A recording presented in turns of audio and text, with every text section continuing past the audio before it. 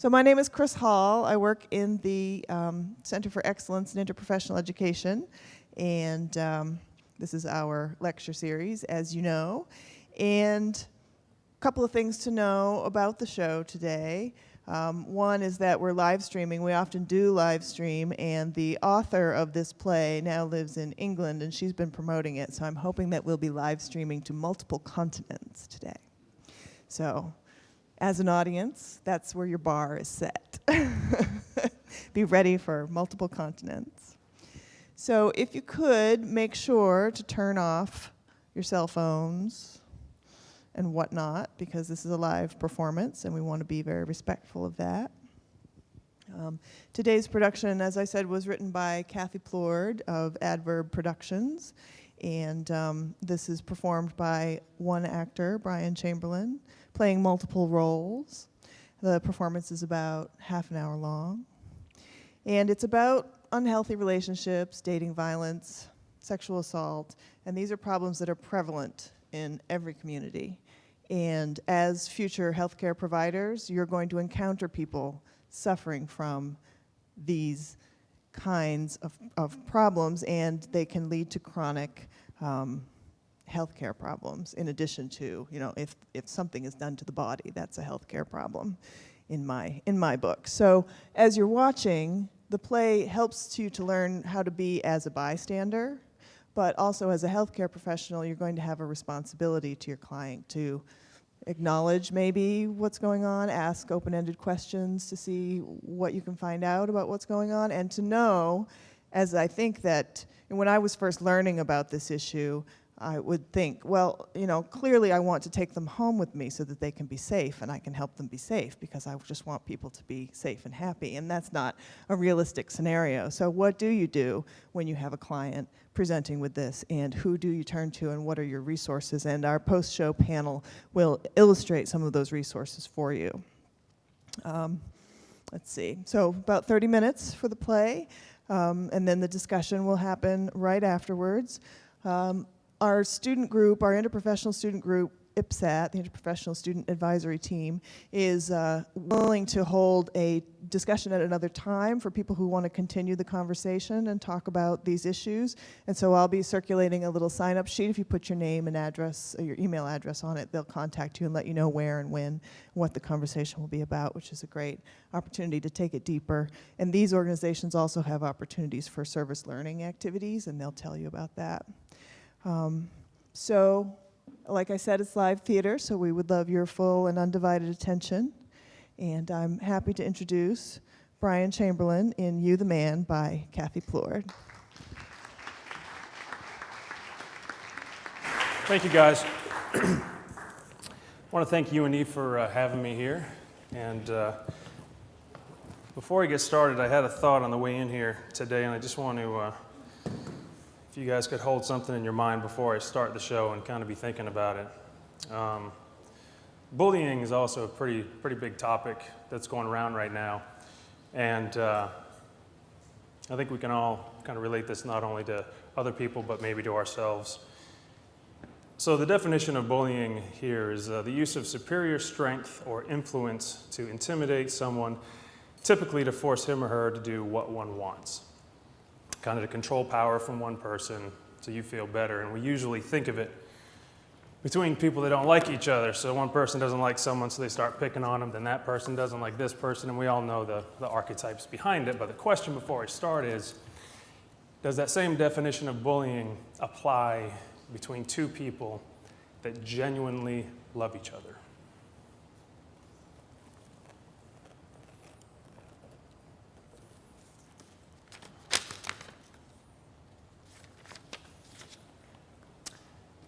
For those of you joining us at home, Stan the Man here to steer you clear, to answer your questions and provide you with suggestions. You got a little lovely, you getting cuddly, you feeling studly, you come to me, my advice is free. Dear Abby's got the get up, Stan the Man tells it to you straight up, no setup. Dear Stan the Man, I've got a new girlfriend. Well, hey, congratulations. Oh. Complications. She's wanting to wait, and I'm wondering how long it'll take. Signed, Andy-ticipation.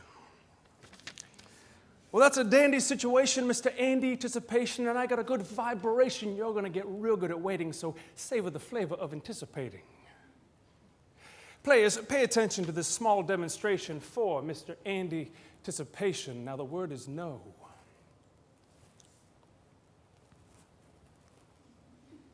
No, I'm not ready. No, because you ain't prepared. Or Andy's son, the truth might hurt. No, not if he was the last man on earth. Now, in each of these scenarios, she's saying it in stereo with one common denominator, so just slow down your carburetor, dog. She said no. Now, that's the time of day, and I got lots more to say. Now, we get the ABCs and the 1, 2, 3s out of the way. Send me a letter. We'll see if we can make it all better. Stand the man here to steer you clear.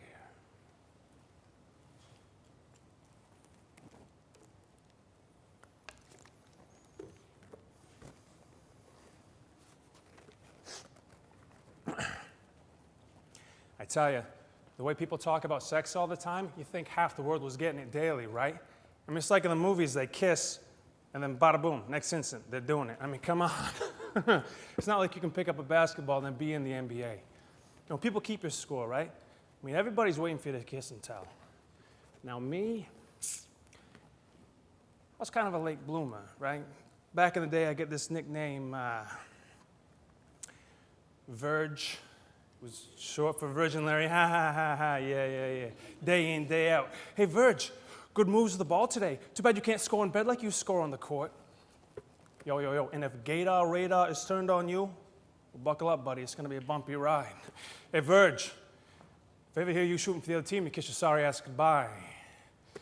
Nice, right? No. I got the first chick in bed that I could. It went well. I mean, things were a little premature. But no, I mean that in several ways. You call that irony, right? Well, you think it's been easy having the nickname Virgin Larry?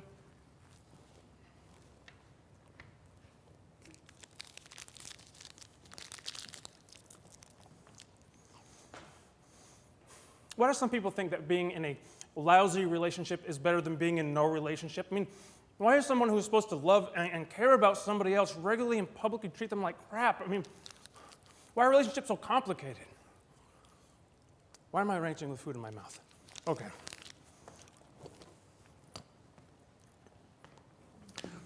Here's the situation. There's like 8 or 10 of us hanging out. Jana and John are there. Now, I'm probably more friends with Jana than with John, but, I mean, we're just friends. Actually, things have gotten kind of weird between us since they started seeing each other. It's like John seems to think that Jana is his property, and it's so unlike Jana. Anyway, she's barely said 2 words this whole time, and then she just offers an opinion about something. Well, John jumps all over her, calling her all kinds of names. The nicest thing he said was, "You're an idiot, you don't know nothing." And then he said, "Why the hell are you wearing those tight jeans that make you look fat?" And I'm looking around to see if anyone's going to say something. It's not happening. I mean, Jana looked like she wanted to die, so I felt like I had to say something. "John, you're talking trash. Jana, don't put up with his lip." Well, then John starts jumping all over me. "Hey, Mr. Mitchell, what do you think you're doing, scamming on my woman right in front of my face?"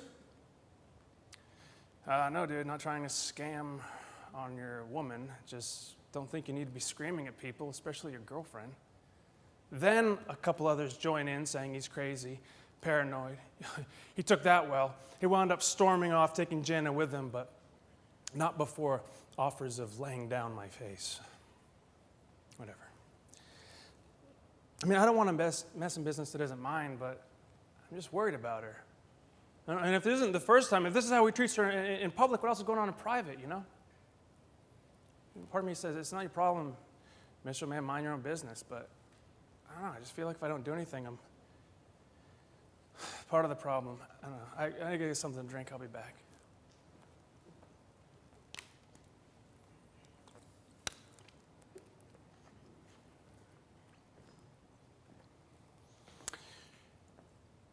Do you realize everything considered feminine or unmanly, that's everything it takes to be a good father? That word, father. Jana called me Dada, Daddy, Dad, and then when her mother and I divorced, Michael. Now, I don't think she's ever forgiven me for the divorce. You know, it sounds cliche, but your kids do grow up overnight. And I remember I used to say, you know, when Jenna got to be of the dating age, that, well, she wouldn't be dating. Now I'm lucky if I even get to meet any of her friends. There's a very independent young woman who lives at the other end of this phone. Jenna, hi, it's Michael. How are you? Good, good. No, just haven't seen much of you lately. You seem to spend most of your free time with John. Yes, I know he's your boyfriend. How are things going with him? You see, like most parents in denial about their kids, oh, no. My little girl isn't old enough to be having sex yet. Maybe when she's 40 or 45. Why? Because I just wanted to know if you two both wanted to go to the petting zoo or get some ice cream. Did I really just say that? What, I think she's 5?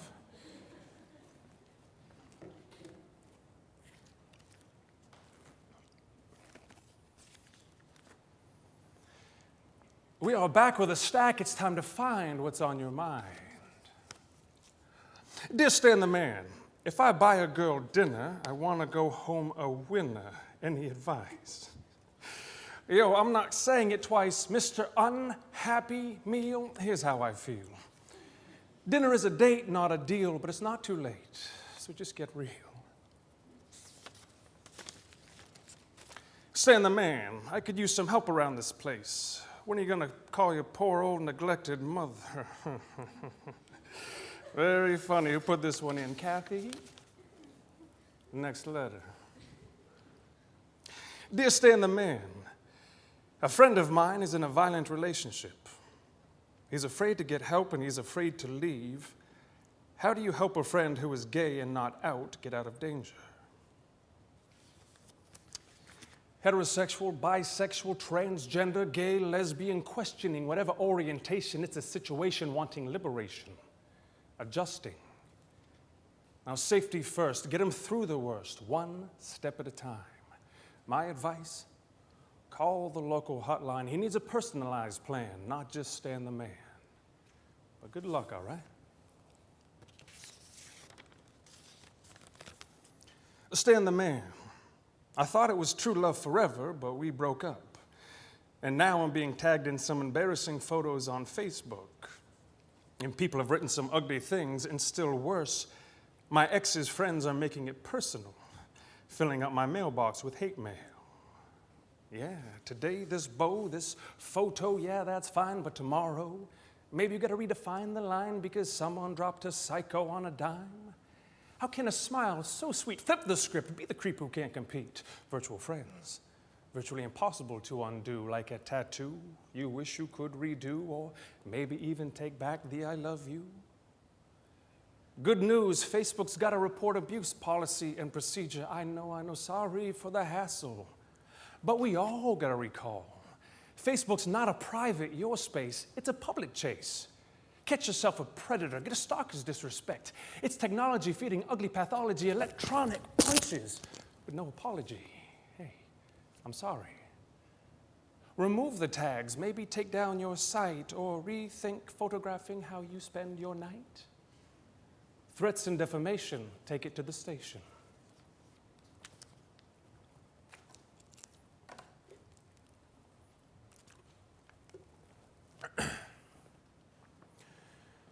Now, as y'all know, that approximately 73% of all rapes are committed by friends, family members, and acquaintances.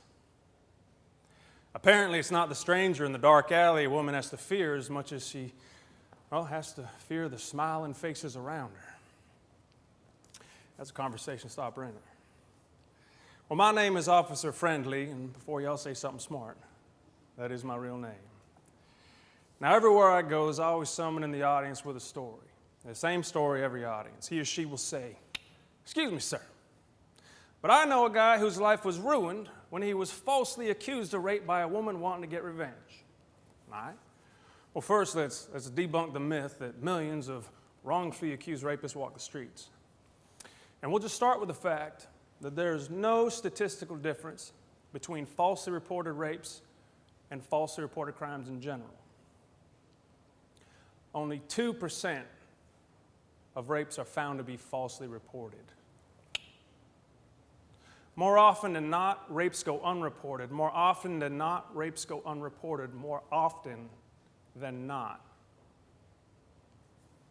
Now, why would a rape go unreported? It's a great question. Unfortunately, there's all kinds of reasons.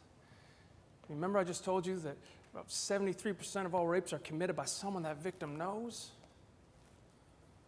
And then there's always going to be those that think she must have asked for it. Now, we all know that no one is ever asking to be raped, and blaming the victim isn't a very helpful strategy. As far as falsely claiming rape to get some sort of revenge, I mean, there are much more expedient ways of seeking revenge in a court of law, which I'll decline to go into in the interest of keeping us on point.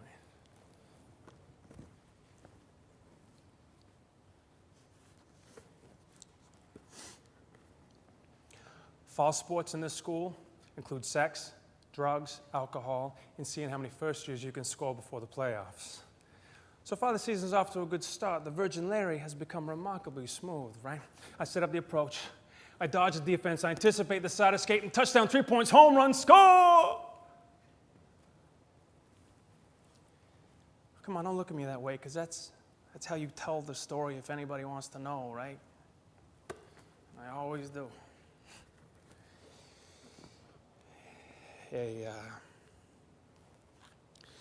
A buddy of mine, he's probably my best friend, Tom. Tom the Terminator, we call him. He's team captain. He's unstoppable on the court. Well, one time he got in some trouble, right? This girl said that he raped her. So I asked him. I said, "Tom, tell it to me straight." He was hurt. He couldn't believe that I would take what this girl said over him, you know? So I believe him. If he said he didn't do it, he didn't do it. He's my boy, right? That girl was sorry she ever brought it up.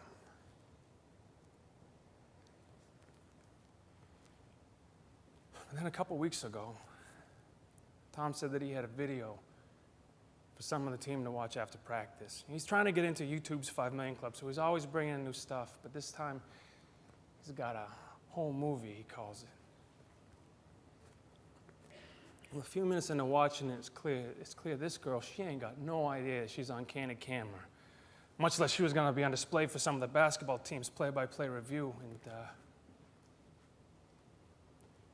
she also wasn't all that willing either. I mean, she said stop like a few times, but you know, Tom, unstoppable Tom the Terminator, had selective hearing that night, you know, and this was bad. It was like a room full of animals screaming for more, you know, wishing they could have had it turn. You know, go Tom, you're the man, you're the man.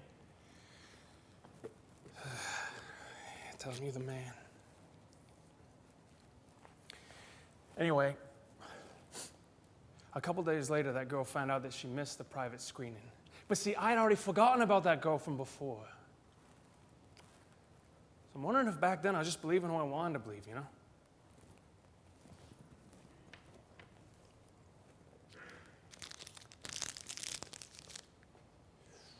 I just eat sometimes when I'm nervous, so I'll just put this away again.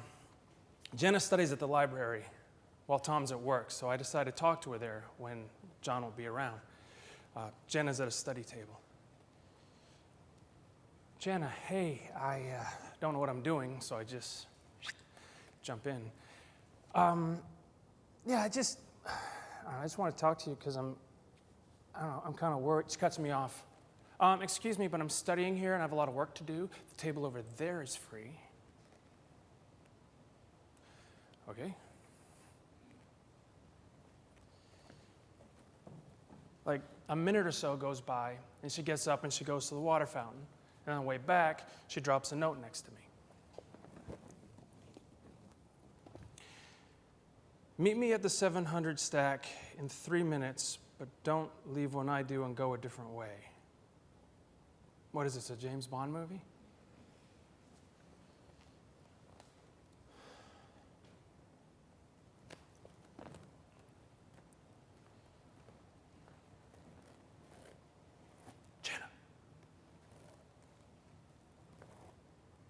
Jana. Oh, hey, what's with this spy meet spy stuff? She says John's friends report to him who she talks to because he's jealous of other guys. No, he's protective that way. What way isn't he protective? Jana, this is kind of abusive. She says, John's not abusive. He loves me. He never hit me. This type of behavior is abusive. Having his friends track who you talk to is abusive. Just not being able to talk to who you want to. Jana, even if he hasn't hit you, this controlling crap. You're putting you down in front of other people. It's worse than hitting you because no one can see those marks. Oh, yeah, and hey, what about the hole in the wall? Yeah, the one he punched next to your head at the party the other night? She was startled. But she defends, says he doesn't mean it. He's getting better. He always feels terrible afterwards. She says that I don't know him like she does, that I don't see how tender, loving, and generous he can be. Yeah, she's got a point. Jana, I'm sure he's got his good points. I mean, everybody does. But she asked me, what do I want? Because she has to go now. What do I want? I just want you to know that I'm here. If you need someone to talk to, I just want to know that you're okay, safe. She says she's fine. She says she's leaving now, and if I'm that concerned for her, I won't make it worse. And she left. Great. At least she knows it can get worse. Great.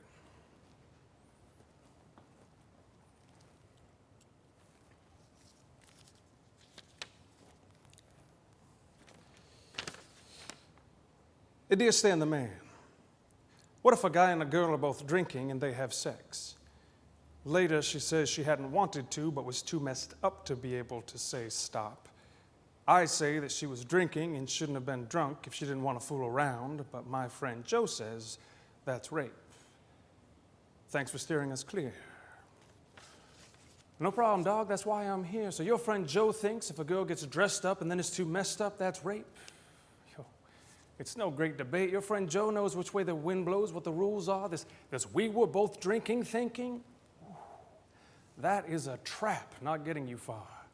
I mean, you drunk driving, it's a matter of fact, it's who's driving the car sits behind the bars, not your friend passed out inside you took for a ride. It's a tragedy if you ain't capable of sympathy, don't know empathy, can't just imagine being in someone else's skin. It's time you stepped in.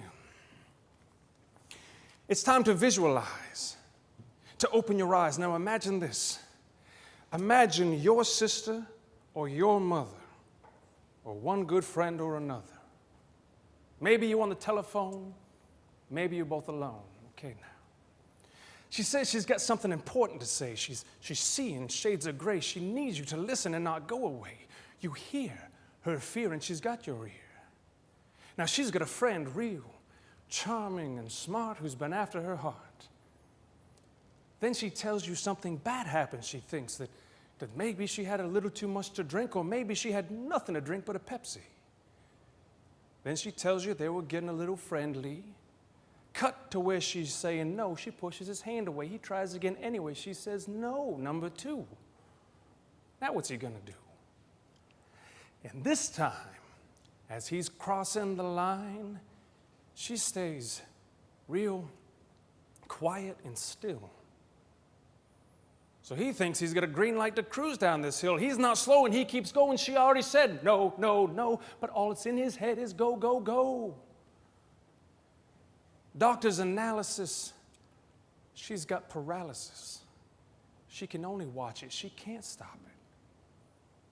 I mean, this is making war, dog, not love. I can't tell you more. G is for green, G is for go, but the G is silent, and that's enough. I mean, this is your sister or your friend. Yeah. I'll end. Removing illusions, avoiding confusions, empathy, like sympathy, only better. Stan the man. Thanks for the letter. No, it doesn't make me happy that Jana hasn't confided in you either. Look, I understand that you're upset, but can we please put our own issues aside and focus on Jana? Yes, I will call you as soon as I talk to her. Yes, I'm calling her now. Bye. I know, me too.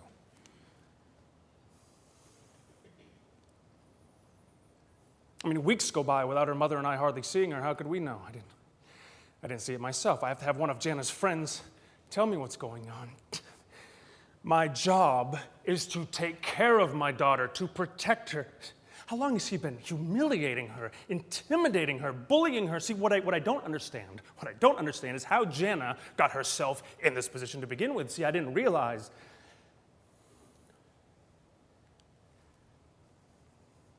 that I've let her down. I didn't realize it could hurt this much. Jana, hi. It's your father. Is this a good time? I think we need to talk.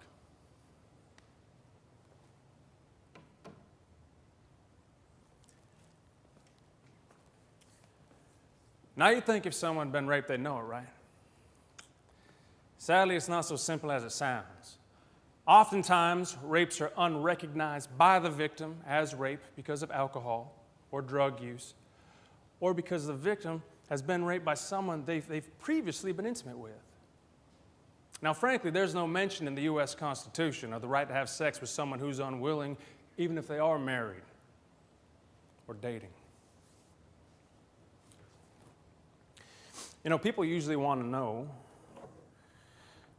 why I do this, right? I mean, what kind of idiot in their right mind would stand up in front of crowds of folks and start dishing up facts, statistics about sexual assault?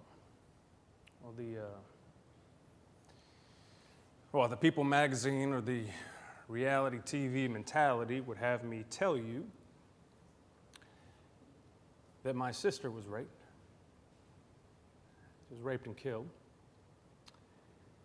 And because of that, I made it my mission to go out and spread the word. Or it could be that there's some young, transgendered person here in this area who's been harassed by some hateful, narrow-minded group, and I'm coming to legal rescue. Or it could be that the local police department was tipped off about a certain someone who's been trying to drop date rape drugs at parties. Now, some of that, all that, or none of that could be why I do this. But not one of us, now myself included, have to wait for the excuse of something terrible happening before we just act like we care.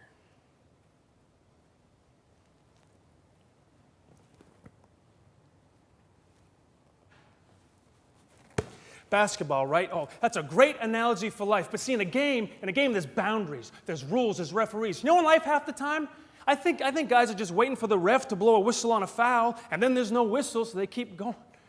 This time I wasn't even on the court. I was watching from the sidelines, and there was no whistle. It's a call from the athletic director. The girl from Tom's Home movie went to the police. The school's reviewing the whole situation, possible expulsions for anybody that was there, or they might just revoke our athletic scholarships. Tom the Terminator lived up to his name. But me, I did nothing. I did nothing. I did nothing to stop it.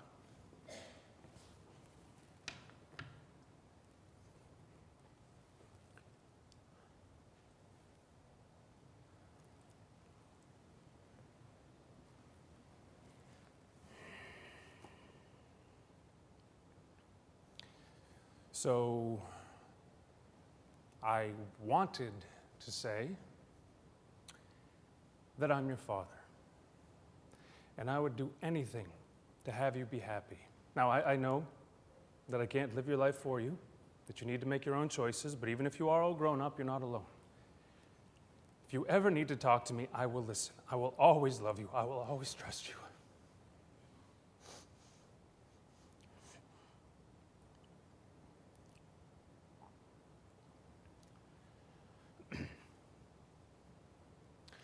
I will not judge you.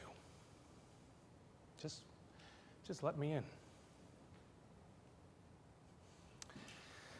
That's what I wanted to say. But like most parents, what I actually said was, "Damn it, Jana, why didn't you tell me?"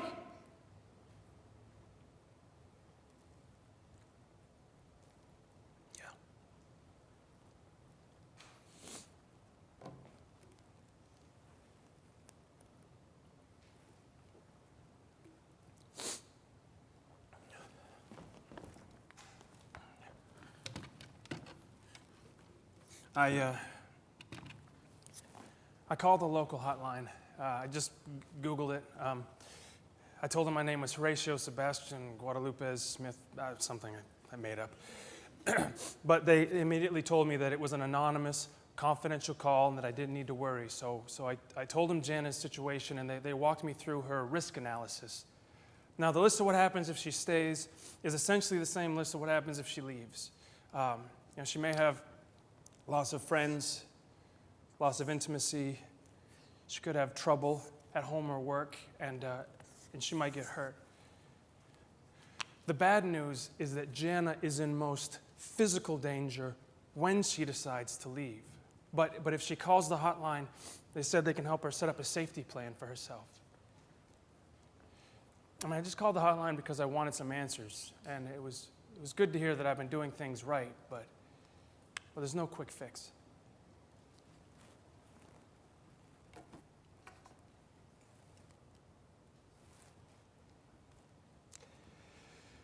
You're probably wondering how I got to be so smart. Why I played this part, how I got this attitude. All right, I'll give you a clue. I watched my father beat my mother, and then he would drag her into the bedroom. My mother couldn't leave him, and she couldn't press charges. The cops stopped coming. My father is yelling, my mother is screaming, then silence. I'm relieved. But there's no telling if my mom was crying that time I was conceived.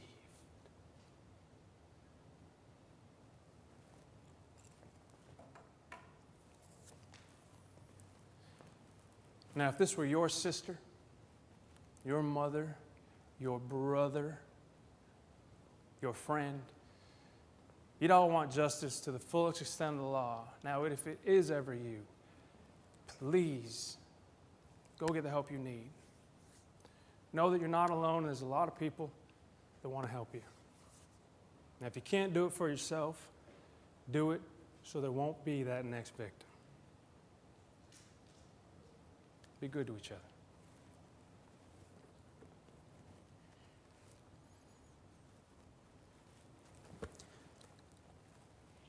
I did nothing to stop it. I didn't think about leaving, and I didn't tell nobody. So that means I'm not an innocent bystander. If I would have got up and left, then maybe others would have too, and it would have just been Tom standing there wondering what he should have done differently.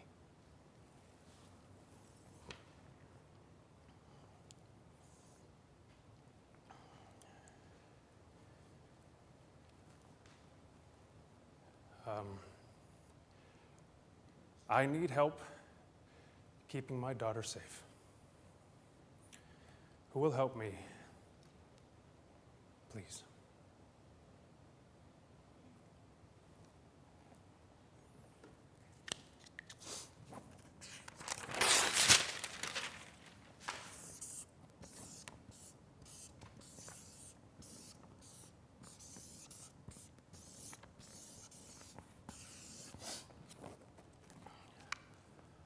All I can do is stand up when something isn't right. At some point, I think we all have to. And I can listen to Jana, not judge, and just give her time.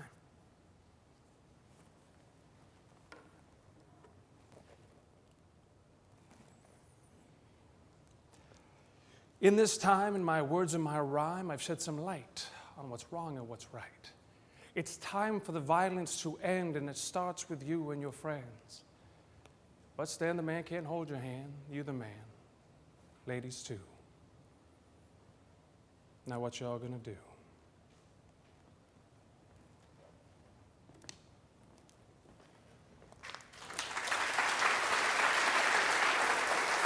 Thank you guys, thank you. Thank you.